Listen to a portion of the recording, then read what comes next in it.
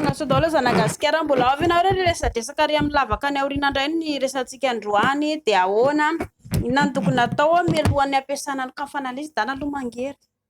Ianao nge raporitra angeranao avy dia vitanao tsara fa tay be eo amin'ny morony eo.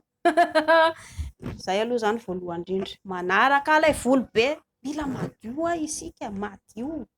Ny volo miteraka loto, eny natoraly antsika amin'ny volo, ireny volo rehetrarehetra amin'ny vatana rehetrarehetra eny efa natoraly amintsika daholo hoe matoa nampiana dia natao hiaro ny loto mba tsy hiditra any. Esorina ihany koa nefa ilay volo na izany na izany satria manakatsakana ireo karazana loto maro. Ambon'izay mampiasa kapoty. Anisan'ny voalohany mampatonga ny sida sy ny angatra ny any amin'ny lavaka ny aoriana any, ampiasao zany ilay izy mba hisorohana ilay izy. Ampiana taovolo menaka, maisatra be ao.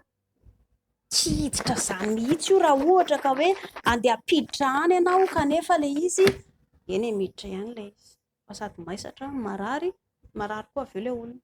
Atao vonona zany ny menaka mba tonga azy satria tsy hitera-drano zany mihitsy. Mety bevoka ve? Dia tsy marina kosa aloha bevoka isika satria tsy na ilay ranonaina tonga any fa aiza tsika zany te anatin'ny lavaka anjely sa lavaka ina. Any amin'ny lavaka tsy fantatra indray ny ranonaina mipatrapatraka. Gagagaga indray ry leroa fa lavaka inona indray atonta tsisy le atody atao tsisy princesse ato. Miova lavaka indray ry ranonaina. Nefa moa zany tsika samy manana ny ilay hoe mahafatifaty antsika e. Eo ihany koa ilay mila mianatra miaina isika. Tsika ilay mianatra miaina.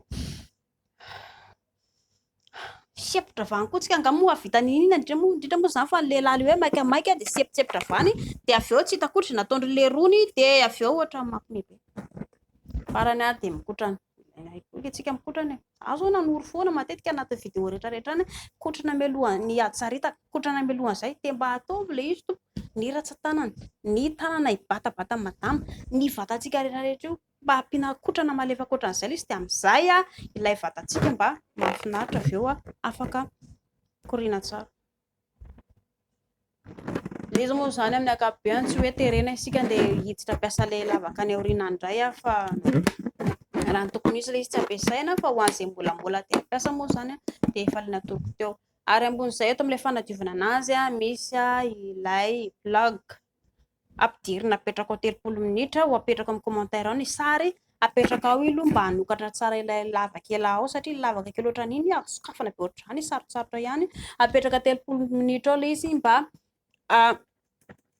ampisokatra anazy rehefa vita ny 30 minitra na 5-20 minitra esorina dia diovina amin'ilay kilalao manadio anazy ohatra karazana tuyau, diovina tifirina tsara ilay izy dia hiala ny loto. Izay vao mampiasa menaka iarahanareo anankiroa ao amin'ny asaritako. Dia izay.